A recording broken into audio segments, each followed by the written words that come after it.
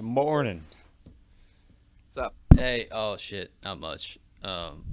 I'm woke up at like 10:30 and I looked at my alarm clock or not alarm clock. I looked at my phone. I was like, "Oh, I still got like multiple hours I can sleep." And I was like, "Oh shit, Seamless is streamed today." So, I'm always like I always forget that I set this up on Saturdays, but luckily for me that I always seem to like wake up right at 10:30. So, anyway, it works.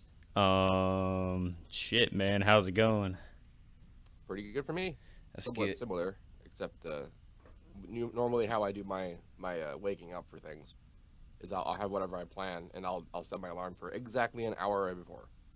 Oh yeah, And yeah. before, like this is an adjustment for me because before I used to set it a half hour before Ha, when I nice. could I could just beast through a morning like that, but that's not something that stays with you with age. And that so I just but I also recognize personally that I need way more than an hour to get ready. I need like to have a day basically before I do literally anything, ideally. That almost never happens. Yeah. But today I went to bed around midnight, Uh huh. which is like 11 hours before that would be like I wake up at 11 a.m. Yeah. But setting the 11 a.m. alarm isn't me being like, oh, I'm gonna wake up at 11. It's usually like, just in case I pass out forever, I need to have at least one alarm. Yeah. Right. Oh, it's good to have definitely good to have contingency plans. Um. Today I actually got up at 10:30. I stayed up. Oh, nice, nice. Yeah. I'm more than usual ready to go right now. Oh, that's good. I have this horrible habit of looking at my phone before I go to sleep, and I uh can 100% tell the difference between my ability to fall asleep on nights where I do not look at my cell phone versus nights where I'm like laying in the dark watching like even 30 minutes, 15 minutes of just Right. absorbing. Even if I put the blue light blocker on, it still doesn't seem to. It really disrupts my sleep. It's like, Nope, it's mother. just engagement. Like you're turning yourself on, literally. Yeah, yeah, Just exactly. So run. Brain eating. gotta turn that shit off. Also, I've noticed that I get the best workouts in the morning. Like I can get such a great pump at the gym and just lift like a total monster. But if I go like later in the day, like 3 or something, it sucks. But I also think that has something to do. They say your natural testosterone is like highest in the early mornings, so I think And your that posture is less fucked. posture. Yeah, if you're just getting up and going, like your posture is still pretty boned from laying down, but it's still not as boned as spending any amount of time sitting down Oh yeah, yeah, true. So, and having to compensate. It sucks. yeah, exactly. Oh my god. But yeah, no, what was I gonna say? I didn't go to the gym this morning, so I'm gonna go afterwards today after this stream. But well, I got Heck yeah. this. Yeah, gotta stay on it. I got this project loaded, and I was gonna see same thing as usual. Help me iron out any areas that you think are weak. Well, so here's one thing, right? It seems to me like you've got the understanding. I use ozone a lot for mastering, right? Sure. Um, and if I load it up here, I think, yeah, it's basically got an imager.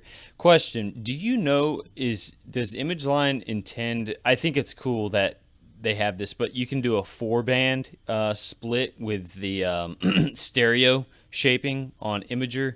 Maximus has a three band. Do you see them updating Maximus's capability to have four bands, or are they just gonna stick with the three band? There has been a very long discussion about the band count inside Maximus, and then most of the time, the main dev response about that kind of stuff is if you can do that kind of thing in Patcher, they just sort of expect you to. Oh, really? Oh, okay. Yeah, gotcha. Which like it's personally a lot of work. Like I was about to be like it's easy, you can just do it, but like yeah, sure, you can do it the same way you can do your physics homework, but like sure, I how was many gonna times do you really want to be doing say, that? yeah, it seems. I was gonna say, it seems I don't actually, um, off the top of my head, know how to do that. I mean, I would have to probably watch some YouTube videos. Not that I really care to, because I have ozone. But anyway, Right, yeah, exactly, like yeah, for sure. And I recommend personally not going down those explicit rabbit holes unless like you literally just like have the urge and can't resist because that's just what you like to do. Then Yeah, yay, go I for it. feel like it would involve using a frequency splitter and patcher like 3 or 4 instances of it, or I don't even know how it would be done. Um, Well, the way I used to do it is I would just use Maximus mhm. and I would just mute every band but one band, and then I would clone up Maximus and engage bands, and then put the positions where they're supposed. Basically, make a new mid band Oh, okay. with like a separate Maximus whose job is to be the new mid band. Yeah, got And it. nowadays, like, because I don't really know if that's more or less efficient than if I just manually built this out of EQs and limiters, Hmm. which is also possible Yeah. because these band splits are just filters. They're Hmm. not anything special, Yeah. and there's even like that linear phase button there that's new, and like you can also do that with the regular EQ. So Y- it's not as devastating to build that kind of stuff piecemeal. In Yeah. fact, you know something, Hmm. I might just do that, and not just because I want to use it.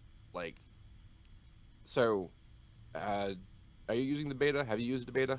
Haven't used the beta. Okay, well, this is still public knowledge, so I can still talk about it. In the regular beta, there's the multi-band delay plugin, Mm-hmm. and the development process for that was that someone mocked it up out in Patcher as a thing, with like regular FL effect modules and stuff, as like a concept, a design concept, and we're just like, this is what the plugin does, this is what it should do, and then the actual devs took it and made like the coded version that's way more elegant than having 100 full ass delays, Yeah. and that like that's how that plugin turned to became. Mm-hmm. So I was just explaining, I was just thinking to myself like, yeah, like I mean basically like everything we're looking at in Maximus except for the transfer curve business could all be handled like with a patcher interface, and it could just be made that way, and it could work that way, and I could just have a new band, and not even just about having a patcher that solves the problem. I think like if they see that as a thing, that they might just understand like a use for turning that into a whole ass plugin. That's just this, but with like extra bands. Oh yeah, yeah. I guess it's really whether they decide if they want to, if it intrigues them Yeah, enough. so this is still kind of an epic tangent, but just because people who watch this tend to want to have these questions, like the best way to get a development company of any kind, not even just software, but also things like music and whatnot, is just to show that it's possible. Mm. Like Yeah. oftentimes we get in our heads because we're engineers and we think that if we just say a thing that everyone else can see what we're thinking, Yeah. and that is very not the case. Yeah. So oftentimes just having a hands-on look, here's the thing, this is why it's cool, here's an example, like that is so much more valuable than Yeah. ever any plan you can write down. You have to make it tangible, make it real, because like anybody can pitch ideas, but if you have like a tangible product or an idea that they can actually Right, like see and be Kickstarter like, minimum. oh, make the connection in their head, go off. So they're like, oh, now I see you were talking about it, but now when I see it put in action, it's a different effect. So uh, Right. definitely. Yeah. Yeah, that's really a lot of that has been, it's interesting. I've always talked to my parents about my music and whatnot throughout my life. And the older I've gotten, the further away I've gotten. I've just gotten far away from showing, friends and people on my Facebook, people close to me, my music because they kind of look at it and they kind of shrug their shoulders and I, I, I'm always left, and it's sort of a protective mechanism. I'm always left with a little disappointment. I'm like, man, I showed them, I didn't get quite a good reaction. I thought they'd be more enthused about this or whatnot, right? And they're just kind of like, that's cool. Look at that cloud over there, right? I'm like, damn, that was not that great. And so what I've learned to do I'm like, you know what? Instead of seeking sort of approval and recognition for my work from people close to me, why don't I just build myself up into a brand on my own? And because I'm not really getting anywhere with this, for one, it's a lot more productive to do otherwise, anyways, right? It's just like Oh, what for are you, sure. what are you gonna gain from by showing your friends and family your music? It's just like they're gonna pat you on the back. But I realized I was like, you know what? I've been doing that, and the kind of counterintuitive thing is they'll look at me now and they're like, wow, they're kind of surprised.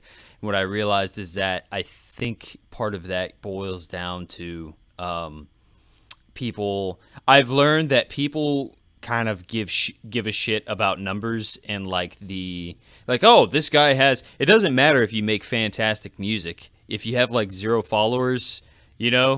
People aren't that impressed. People are really dazzled by the big numbers and ooh ah. It seems like there's still something to be said about good music. It's just I've noticed sort of in my personal life that the more I've kind of grown myself, people seem to be like, oh wow, even to the little point that I've have, they're kind of. I'm like, that's what you care about, the numbers, not the actual music itself. But like that's so. Anyway, do you have any sort of relation to that concept? Oh yeah, totally. Yeah, And even though I've been wildly spoiled in terms of like my access to friends and family who are also musical people, yeah, so they actually, because the problem here is that regular musical listeners who aren't engineers aren't going to get what even at any stage of a production person's career, like how impressive it is that they're doing what they're doing. yeah, They don't know the how hard that was, or how close to like sounding like it's basically like achieving a percentage of the speed of light, and you tell that to someone and they just go like, okay, yeah, because they're not a scientist and they have no idea of the monumental accomplishment you just uttered. yeah, And that when you make like your first 3 beats or whatever, and like they actually sound like a percentage of like a top $40 billion song, uh-huh. and somehow people aren't losing their shit, that doesn't compute. Like that's just like, but but well, meanwhile I have been lucky in that like my dad has been like a professional musician. My mom has lived with my dad, who's a professional musician, and then I also attended a performing arts high school, like surrounded by literally only people who are into this stuff. So, Nice. and I still had the problem you're describing. I still had this problem that like they aren't going to understand the weight of your personal like accomplishment. Yeah, And yeah, they can't. They yeah, like the best compliment I got about like my new music when I was like the first like 2 years in was when I was at my cousin's graduation party at his house, at my uncle's house, and I just like it wasn't even like the mains place. They didn't have like speakers. There was just like one of those tiny like 2 speaker boombox types like in the back, just yeah. playing one of my CDs I just had in my car. And somebody goes like, "Oh, what is this?" It's like, "Oh, I made that." It's like, "Oh, you made that? That's respectable." That's respect. That's Yeah, it. yeah. That was the end of the discussion. None of them It ever talked to me about it again. it was like that day, like a little slight. Your brain like squirted out just a little extra dopamine. It's like boop. It was like Basically, like yeah, yeah, because it was like before that, the people who were like at the performing arts school, for example, understood like the kind of first step of it. That yeah, like, okay, I'm expected to do more than pat you on the back. I'm actually expected to offer criticism. yeah, So they'll try. But again, because like this is 2004 and FL Studios version 4, nobody knows what the fuck is happening or what you're doing, and therefore they can't. So that's just yeah. You're gonna on. You'll notice though that like when people start like you mentioning that they started to kind of come around to being like oh, yeah, and like the numbers are part of it, but what's also part of it is the quality gulf, yeah, because regular musical listeners aren't going to get how like your random proto turd could actually be a Kanye track if like effort occurred. But if you just give them a Kanye track, they'll be like, "Oh, you have power." yeah, yeah, yeah. It's a whole this I think in any career too, but like this thing we're talking about is like essentially I've had to implement.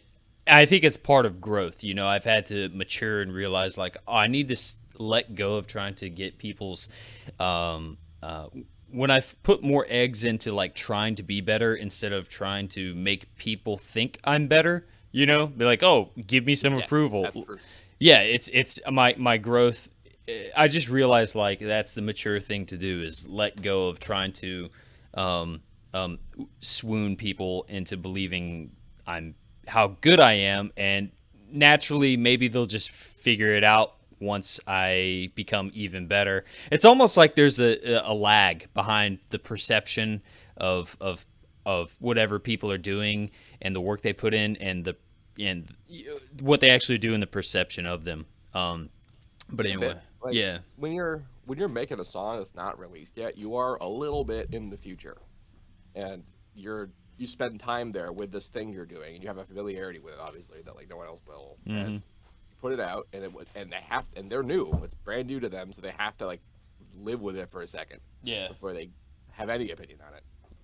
And the same as if you had just because the other part of this is like imagine like just how do you respond when you hear new music, like things that you have never heard of or don't know who they come from and they're just there.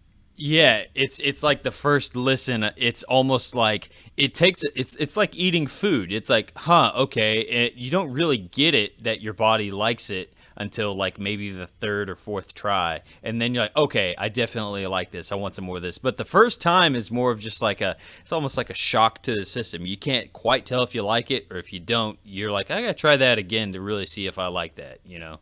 Right. Meanwhile, the dude that like made that knew that you would have this experience, knew Yeah. that it would take some time. Yeah. Yeah. Accustomed to fucking coffee. Yeah, yeah.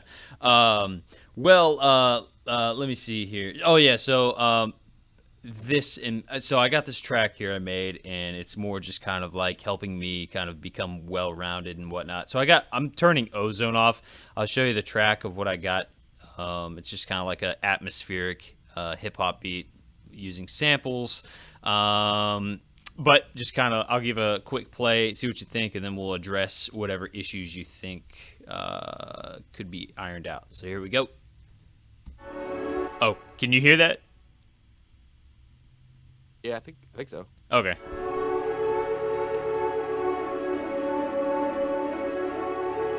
Oh, let me give you an EQ band. That is turned off. There we go.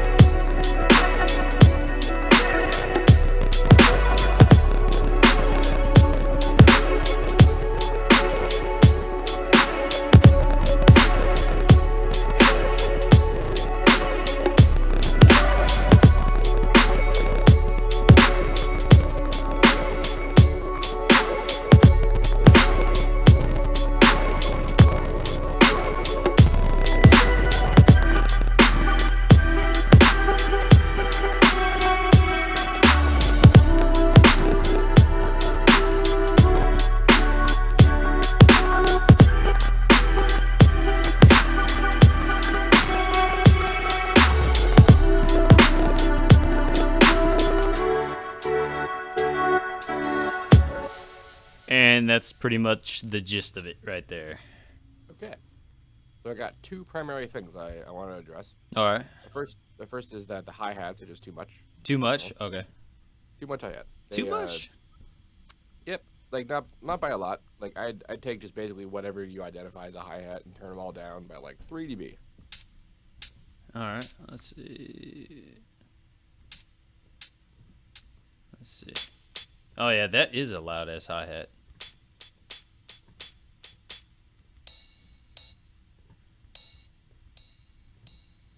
Okay. So I think that's probably. Yeah, everything in the track has a very like clean, crisp, high definition to them, which means that like layered high frequency stuff gets dangerous. Yeah. Okay. It should be fun. All right. So then the other thing is the action in your bass. Yes. So the way that the notes are all the way they are now is fine, but what's missing is like a higher octave jumping, which is the thing that you look at the EQ your master on like any of the moments of the beat. Mm-hmm. Yeah, you see the sub right And then there. you see that Empty that, like, space. Exactly. Yeah. So the thought here is that space could be room for some things. It could be room for like a low pad, or it could be room for every once in a while doing that boo boo boo boo kind of deal. Okay, gotcha. Uh, you know what's funny about what you just said is that like that's like in music terminology. Uh, I totally understand what you mean, but if we're like out in public talking about that, and you're like, just do the boom boop thing, people be like, what are they talking about? What? Oh, I love doing that. I'll just, I don't even notice I'm doing it half the time. Like, I'll be in the middle of just saying words, and then instead of being like, yeah, that bass, it's like, yeah, that. They're like, Get was the he brr get the burp? to make a. What, like, was he trying to say beer and then he just kind of lost his word? Go get me a beer. Give me a brr. Damn it, Bobby, go get me a beer out the. Yeah, go get me a beer out the fridge. Give me a beer. Yeah. I always laugh when I think of like the people's perception of like, what was he trying to say? Okay, so yeah, fill up some sort of. Theory started. Say what? That's how conspiracy. Like, people will hear that and think I'm an alien coordinating like an invasion or something. Most definitely. And then there would be some like sort of like trial where Alex Jones would be like defaming you, and then you'd be there, be like, how do you know I'm an alien? That guy. I don't actually know what Alex Jones sounds like. Like, I was about to try to do his voice. He Alex looks like he sounds Jones is like, loud. the goddamn aliens are in the Oh, right, the frogs. the frogs. They're turning the frogs gay. Yeah, I heard that clip. Yeah, yeah. He had a funny clip where he was talking about Obama, and I don't know what he was on. He's like, have you ever looked at Obama? He's like, at every point, he just has flies on him. And he's like, he's the master of flies. And I was like, what the? He was like, no point to it. He was just saying like a weird like observation. I was like, what is he talking about? So, He got really high. He had a good time watching Westworld. yeah, exactly. Yeah, his ass. I think he got sued for like, I think they declared he owes like $40 million to the families or whatever for damages done. Yeah, he's in Austin, Texas, and I used to live there. I've never run into him, but apparently I think he's made quite a lot of money off of selling paranoid merchandise. So, but yeah, That'll so do it. yep. Well, oh yeah. So okay, so get a higher octave sound to go in there. I guess you're saying. So whenever I do tonal balance, let me see. It kind of shows that a little weak spot in that area that you pointed out. Like I'm seeing the sort of correlation.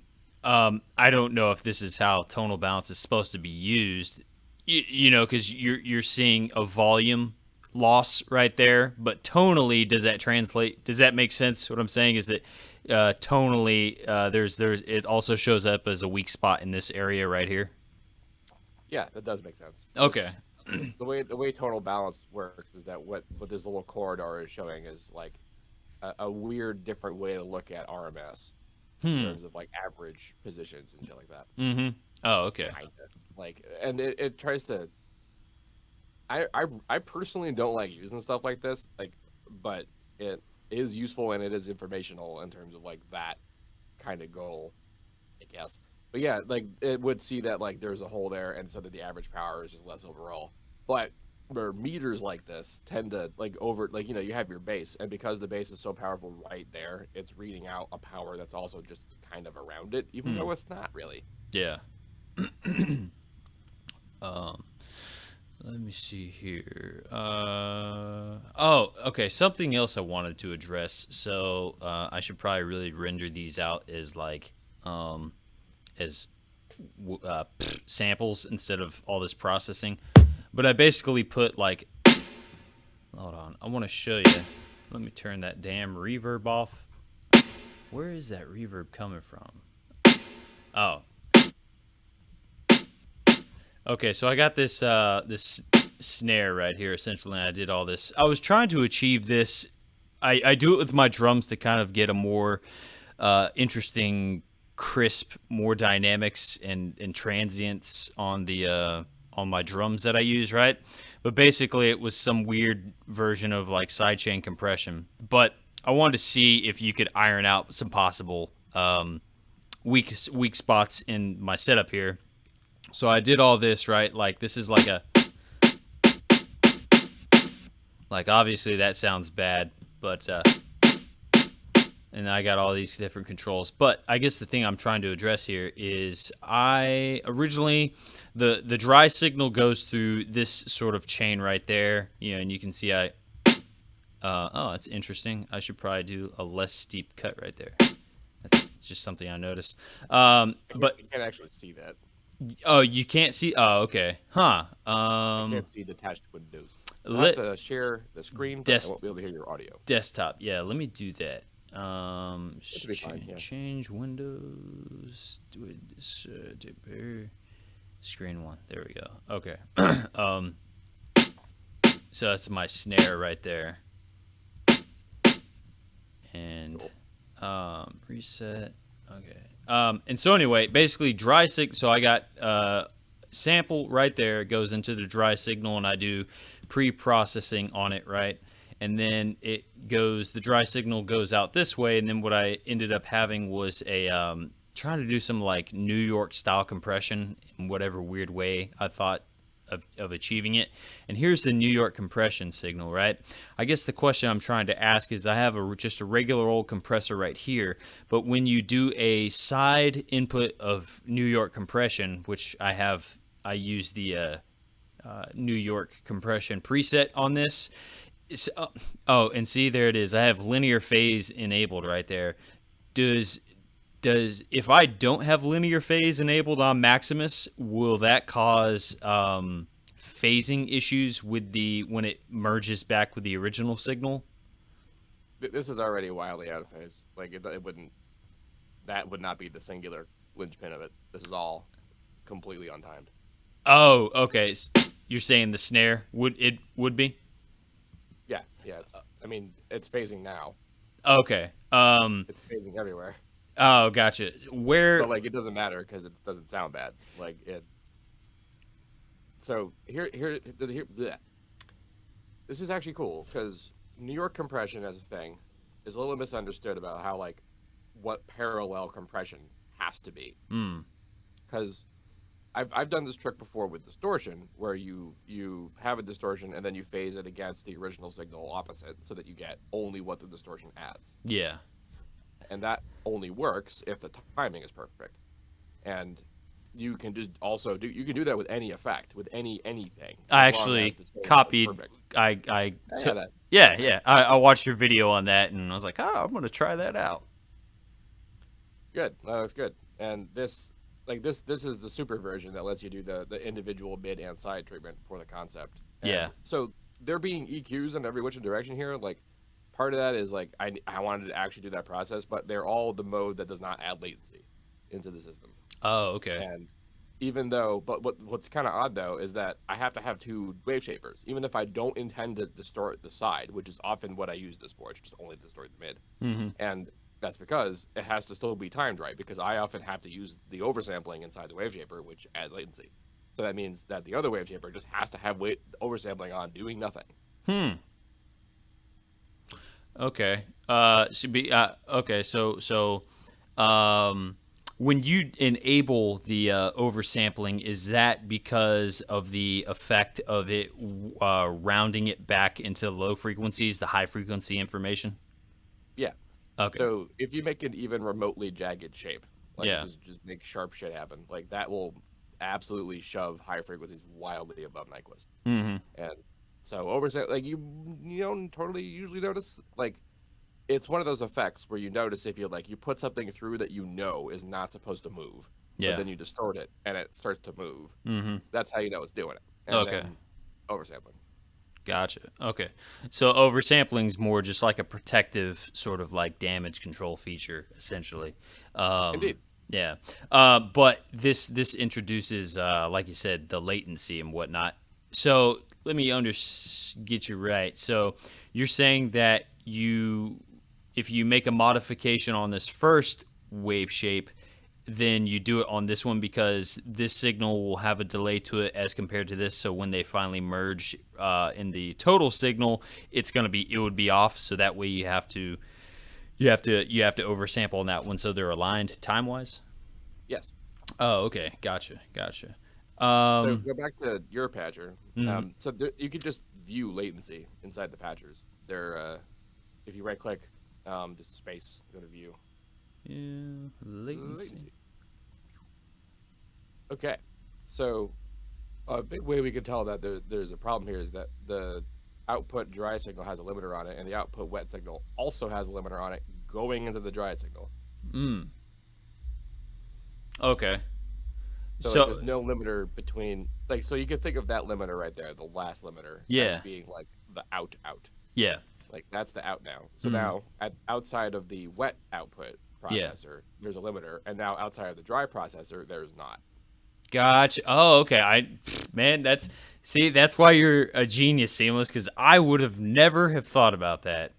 So essentially, there's going to be these aren't aligning up time wise because this is causing a delay.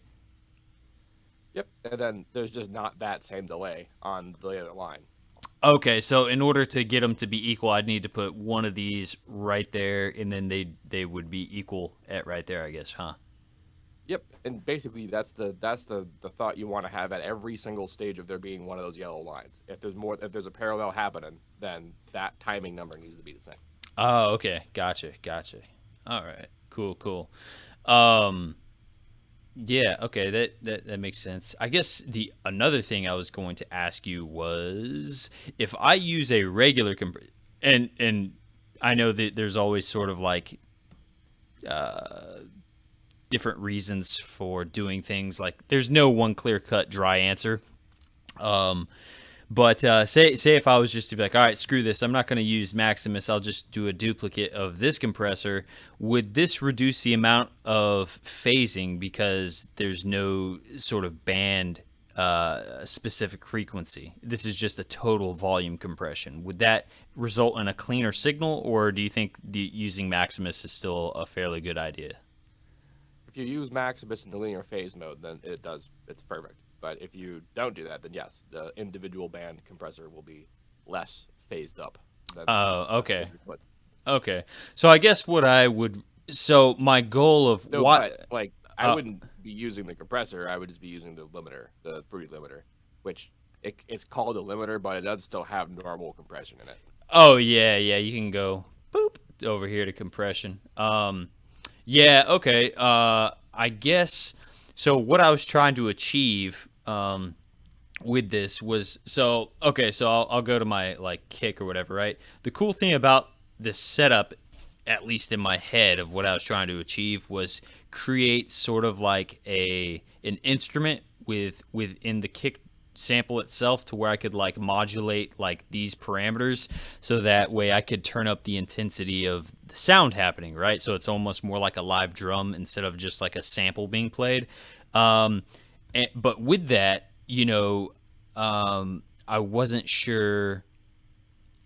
You see what I'm saying? Like, if I have to enable linear phase EQ to get this to sound correct, then it's gonna kind of jangle up the audio like timing with all the latency that occurs, right? And so Correct. it's like, would it be to achieve what I was trying to achieve? Where like, okay, say I wanted to have the kick sort of like increase in intensity over time. I guess in order to achieve the cleanliness that I was going for, I would probably be better off enabling linear phase EQ and then just rendering it as a wave file. If I was going to have, and turn up the volume of the gain knob of the effect I was Yeah. doing. Okay. So So yeah, this is one of these things that I, as an engineer, avoided doing because I didn't want to do the obvious answer. yeah, Because the obvious answer is a whole lot of bouncing, yeah, and that it's always been possible, but I've always just lived not doing things that would be too dangerous otherwise. So like we were discussing about like, well, what would alias? Like the distortion curve would make it alias, and if my timing was crucial enough that I needed it to be on, but I didn't want to incur the wrath of like linear phase, whatever, hmm, then I had just reduced the distortion. I just pull back until it's not doing the damage anymore, and okay, and same thing with the EQ. Before it had linear phase mode, almost all of whatever I was doing, subconsciously, mind you, was about living within the damage control sphere that's possible, and avoiding the hard effort stuff of like, well, I know that if I really want to be perfect, then like every single stage of your processing up there would have been done per sample, per sample, per sample, to Yeah. be completely perfect. And Yeah. that applies to like the song. The Hmm. idea that like we have live instruments being live all the way up until the master is a pretty modern insanity. Mm. And most cases, like, because other than the fact that like we have the capacity to see the latency and then like account for that manually, Hmm. it's usually not possible to ensure something's that perfect without having it rendered and seeing it. Yeah. Yeah. And It's then I go ahead. was gonna say that it adds difficulty when your like particularly cool processes like rely on like epic time manipulation, and that you really the only recourse you have, because like the things that when you play a note and you have to wait like a minute and then it happens, Hmm. you just have to render that and then move it over a minute so that it's in line. Yeah. Yeah. Exactly. Um. Well, yeah. So I guess in order to so I'm kind of like one of those guys where I I'm very picky, and I guess I like the idea of having everything like so super fine tuned in my track. I don't want to like erase all weak points and whatnot. And so this whole thinking about like, oh shit, okay, so I'm causing phasing here, and maybe my snare's not getting the most power out of what it could be. And so my thought process is, do I just keep this project as it is? Because I feel like it sounds pretty good. I don't, doesn't You sound. Yeah, like you worked with the results enough that the way that they are, imperfect as they are, was the thing that makes them sound like how it is now. Yeah, yeah, exactly. Or it's like, do I start rendering these samples in itself? I guess that's something I'll just have to experiment on my own with and see the turnout. I feel like sometimes like the if I did do that, render these samples with linear phase EQ'd and then rebuilt the project, I feel like I would probably have to go back and I would start noticing like, oh, this doesn't sound right now with everything else that Yep. is. Yeah, Yeah. that's what I mean by lazy. Mm-hmm. That's my I don't want to do that. I really hate that. Yeah. I really really prefer having things live all the way up until the end, Yeah. just for that like. But here's the thing, that is a wild luxury, and not even in the sense of like, oh, we're in the future, we can do that. Like it's a little bit unprofessional Hmm. in the sense that it's a kind of a huge time waster to be able to go back and fuck with stuff like that. It's Uh, because most of the time the things that you identify as like the little things you want to change mm-hmm. are things that absolutely no one else was ever going to perceive, Mm. and which is like whatever if you're making stuff for yourself, but if you're being professional and you're making something for someone else, that starts to be like, why did you spend time doing that? Okay. Yeah, yeah, yeah. I got you. It's time management, essentially when it becomes like a Yeah, job. if your goal, and some so like it's not just about, okay, I'm making music for a game and so I don't want to waste time, or I'm making music for a movie and I don't want to waste time. It's like, but it is also, I'm making my own releases to be released on this label, and I have a brand to maintain. I don't want to waste time. Yeah, definitely, definitely. And the way that this doesn't wait, so the good version of this where you do render things and you have them is mostly that you just live with it. You just like, you feel those little moments of like and you just accept it. This is like that's the proest move any artist can possibly do, because it's the least artistic move. It's the Interesting. idea that, yeah, it's you're just gonna let the mistake be a mistake and then either fix it by like adding something else that like the field deals with it, or just determine that that's what the song is. Yeah. That's it. We're getting back into the philosophical. Like, do you know how to cope with the decisions you've made with your mix? That dude, that is like seriously needs to be like I feel that's a huge problem for me, man. It always has been. Is like being able to like cope with am I okay with this mix being the way it is and whatnot, It's why when I'm looking at stuff like this, like I'm always asking, what is the thing for? Yeah. And the answer is almost usually like, oh, I want to make a thing sound dope. But like sometimes it's I needed this to have a particular like reaction, or this needs to feel this way, or this has to be this way, or Yeah. this is this genre, and therefore this is this way. And that's when you start to be like, okay, well, now we just got to pick a thing and live with it, and like it'll help it'll scream it way the hell down, which like might not feel good. A few times when I've taken this particular lesson to heart and like tried to be like, well, all right, I'll just be Mr. Milton about it and see like what happens. And what tends to happen is that the blandest, most generic version of whatever it is I wanted to make is what I made. And I go, okay, well, that was stupid. And then like I put it up, and then everyone in the universe thinks it's the best thing I ever made. Oh man, yeah. The that's a very counterintuitive result that occurs. It is in the moment, Yeah. but then when you examine it, it actually makes perfect sense. Hmm. It and the idea that if you make what you think the bland, because you're not actually going to make the actual blandest generic thing. That's not possible. You're not an objective being. Yeah. You're just gonna make what you think is the most generic, amazing, whatever. So what you're actually doing is actually whittling down to your perfect style, which everyone else can now see as an actually like unmessed up, unbiased thing because you didn't try to like finagle it too much. Yeah. Yeah. Huh.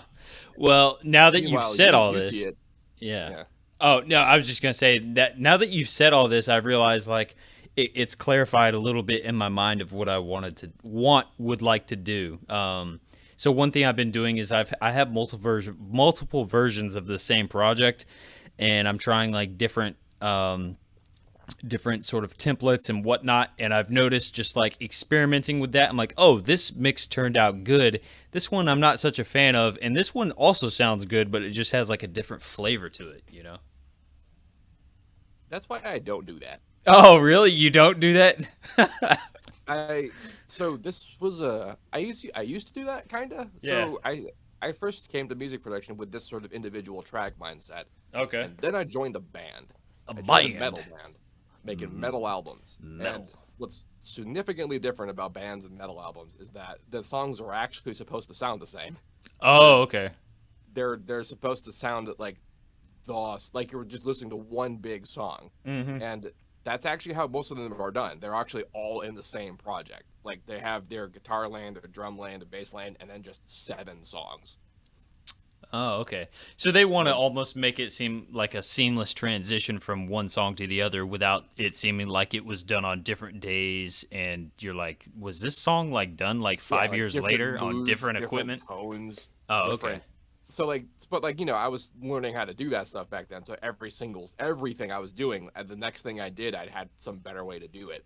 So then there wouldn't be a reason for me to be like, here's the next song. I'm gonna make it sound like that song. I was like, well, no, wait, no, I'm not, because that song sucked. And then I come out with this album of 10 songs that all sound like it's like a compilation album of 10 different bands. And that like you call it now. That's what I call music, volume 10. yeah, this is what our band calls music. Yeah, right. That yes. So like me having to struggle, like my struggle with this was that I would want to do this thought of that you were saying. It was like I knew that I didn't know what the real perfect version of whatever it is I was doing was. So Yeah. I have options. I gotta have different levels of settings and stuff and whatever. But I was never able to actually go back and take advantage of that. I was never able, like, I'd be on whatever the main version of the project is, and then I go back and do exactly you said. I'd be like, well, okay, the mix or whatever, but it has another different flavor that I think I want. What's making it happen that it's not doing it in the other track? And the answer is always the same. It's some global universal truth of some nonsense that is how, because all of these settings are this way in this version of the track, and it cannot be that way in any other configuration. Which means that it's just there's no value to it. It is just there as a different version to remind me of what could have been for no reason. And then I have my main version that is just going to sound like what it sounds like because it has to. Yeah. Now this goes down the philosophical sort of trail of making decisions and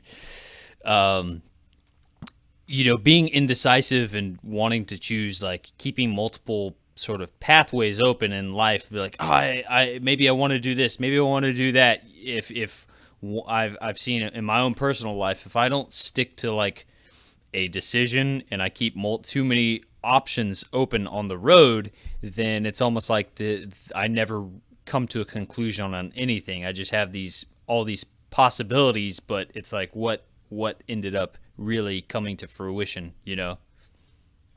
And I've seen people with like many more versions per track of each track, and I've never understood like what could possibly have been different about them Yeah. that that was necessary. Yeah. Although what I'm thinking of and how old it is, I'm thinking it's mostly just the lack of there having been an automatic backup system like there is now. Oh, And okay. that, I mean, honestly, that's the main thing I ever really needed out of like keeping other versions. If I was like scared that I might just lose the main thing. But Yeah, if I don't have that, then yeah, another reason why I don't need the new, you know. 1,000 different But versions of the same project. Yeah. it's like every choice they made would be a different step and a different possible like branch. But I guarantee they never went back. They never like went back and like, well, now I know that this decision meant that like everything would have been perfect if I did this way back in like the month old version. And then I go, and then I will, and then I do. Yeah, yeah, That's the it's plan. But how often does that happen? yeah. Yeah, it just overcomplicates things, and that's a lot of my life. That's why I try and do the KISS method, keep it simple, stupid, as in areas that I Yeah, can. yeah. And if you're trying so hard to have like a vision that matters to you because you like it, then yeah, version it up as hard as you can. But Yeah, if the goal is I'm gonna make stuff that's dope that other people think is dope, then they don't care about the versions. yeah, definitely. That's true. I I just got an alarm from my job that I don't work at anymore. I got to turn that thing off. Ah, Yeah, but yeah, no, that makes sense. That definitely makes sense. I think the what I will do though is having these multiple versions. There is a part of me that thinks it's cool to have like maybe like an alternative mix where it's like maybe like an 8-bit version or something like that, to where it's like, oh, it's the same song. I wonder if people can recognize it, and just have like a like modified versions instead of trying to like construct the perfect mix. So anyway, who knows? I guess I'll just keep experimenting. So there that's used always good. yeah, it's funny about this conversation. It's reminding me back when I was like 28, right? My girlfriend at the time had been pressuring me into marriage, and I was just really didn't want to get married, and I'm glad I didn't. But she kept pressuring me into marriage, and I would tell my friends, my coworkers at work about it, right? And everyone had different opinions. But this one guy, man, he was just like, it's kind of reminds me of this conversation we were having. He looked at me and he was like, "You just need a." He's like, "Dude, getting married and resisting like the inevitable getting married is like resisting an anaconda that has you wrapped around itself from eating you and choking you to death." I was like, dude, you have a really like dark take on marriage. And he's like, you just gotta let that snake eat you and devour you. And he was like, just get married, bro. Just do it. And I was like, I don't want to. And so anyway, No, you shouldn't. yeah. So I'm definitely glad I didn't. I was almost common law marriage at one time. I was looking at buying a house, but yeah, I'm glad I didn't. Just the relationship. There's things in the relationship that there's bigger issues that slapping a marriage certificate on top of wasn't going to fix. And I knew better. But anyway, yeah, some people's advice, just do it, bro. Just let that anaconda eat you. I was like, that anaconda's gonna ruin my goddamn life if I let it eat me. So, yeah. But yeah, it just kind of reminded me of this mixed thing, and in that, in this case, we're saying just let the anaconda eat you, because having sometimes like the decisions you've made to reach whatever part of the mix you've come up in the track is that way for a purpose, and going back and like trying to fix old shit might fuck up the shit of why it's working. Yep. And when I was trying to do this, like trying to use this to do that exact thing, to be like, well, I'll do the most perfect version I can as safely as I can, essentially. I Yeah. was never able to just overpower what I knew was just like the thing I don't do because I'm lazy.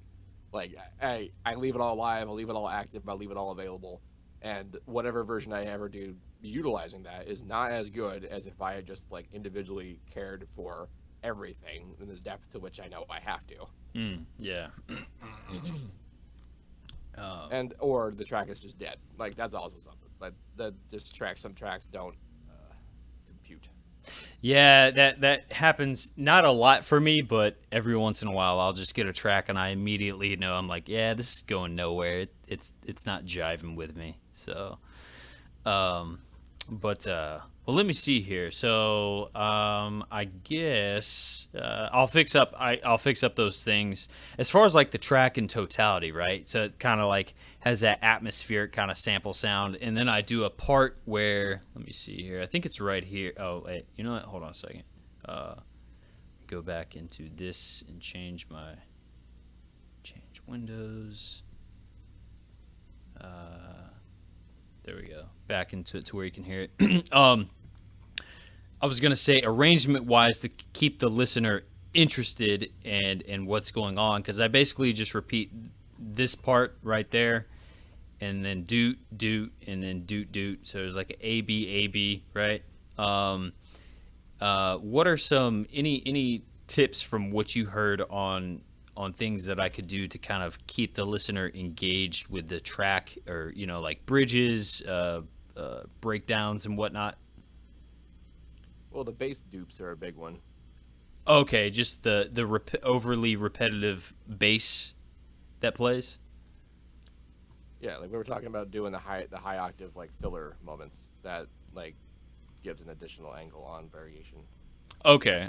So, So largely, this track is fine. Like I like the way that it is mostly. That's why these suggestions I'm giving are small, like the hats and this thing about the bass. hmm And I largely like I wouldn't be too mad about this just being this. There's not about like it's not exactly attention grabbing, but is that really the job here? yeah, And yeah. it has a groove, and the groove grubs. Okay, cool. But you could still stand to just do something with that lower mid range.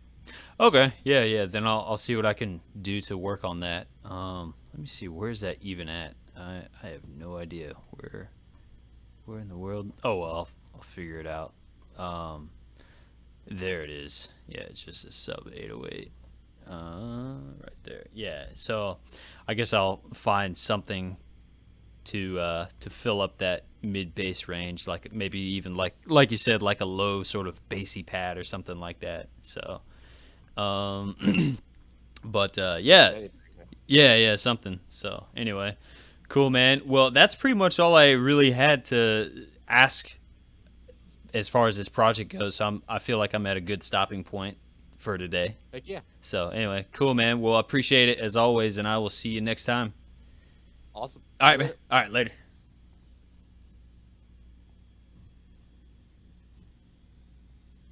Yo, what's up, people in the chat? What's up, Fractal, Norm, Teddy Bear Source? Yo, Teddy, it's been a while since I've seen you, man.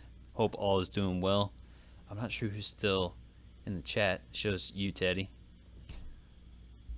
Um, yeah. So, yo, what's up, Norm? How's it going, man? How's it going? Uh, I got some free time today. Yo, what's up, Destructo? How's it going, man? How's it going? What was I gonna say? Yeah, I don't know if y'all saw, but I went on. I was telling Destructo I went on Plugin Boutique yesterday. I love going to that website, but I went there yesterday, and let me see, kvraudio.com, and I found Techovation. I kind of like their plugins, and I bought their plugin bundle the other day. But they got some pretty cool stuff. I don't know if Destructo knew about this, but I showed him the other day. Pretty cool. I usually go here for like new synths and updates and whatnot. I do go to Plugin Boutique a lot, but hey, the Anaconda May 50. Wait, the Anaconda. Yeah, dude, for real. Yeah, Teddy, you do have a point there, and that's honestly, man, like that's a whole topic right there. But Whew, man. I just knew in my heart of hearts, I was like, do not get married. You are not ready for marriage right now. And luckily, I gave it some time because we ended up going our separate ways, and we're both better off now in our tracks in life. But yeah, that was. I just thought that was a funny analogy. Just when she wants to get married, just say yes and just let the anaconda swallow you whole. I'm like, I will not be Ice Cube and get eaten a whole by a whole damn anaconda. Nope, that's not gonna happen to me. So actually, that's kind of the reason why I'm at this stage in my life and can do music as much as I do, because I haven't had kids yet and I didn't get married. So, who's winning now? Any notable Techovation? So yeah, I haven't installed it, but let me go to their website real quick. I guess I'll show you the one that I liked. I thought T Warmer was pretty good. I wasn't so excited about all the rest of these, but the compressor has 3 different compressors that it enables. But I did like the idea of clarity, exciter, and warmer. I'll go to exciter. So basically, it does some stereo width enhancement, but it also has some. They definitely got me on their marketing. It says T Exciter enhances the sound where EQ alone can't seem to get. I'm like, I gotta try it, right? So anyway, I listened to the sound demos of it on YouTube, and it sounded pretty good, right? And I'm always a sucker for trying out new plugins, so maybe like later on, I might do like some sort of like demonstration of the difference of me achieving stereo separation and what versus like what this can do. They have videos, but I'm not gonna play it because I don't know if I'll get like copyright struck. But anyway, it was good enough sounding to me that I decided to go and buy it. But like I said, you should check it out for yourself. It was the ones of notable notability were the T Warmer, Exciter, and Clarity. I wasn't really that big on the de-esser and whatnot, but like I said, I thought these were pretty cool. So, but I'll have to dive in and see what they do more. So anyway, and then of course this Sunday we'll do a live stream and music review. So I want to get the Coda thing where they analyze music and chords. Okay. I don't think I may have heard about that, but it's not coming straight to my head about what that is. $33? That's not bad. Who makes it?